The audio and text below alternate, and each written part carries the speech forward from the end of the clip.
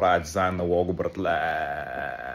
Влизам в чат G3-пито и му казвам да правим лого бързо, защото да не ставам агресивен. След това изкарвам AI помията, която ми дава и я вкарвам в Illustrator да направя да мяза на нещо. Правим софтуер за сервис платформа, която има за цел да автоматизира pay-per-click реклама. Кръстихме го Viro, съкратено от възкресение има реално оплишивяване.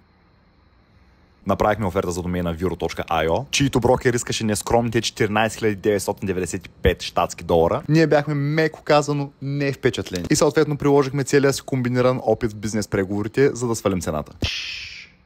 Гледката.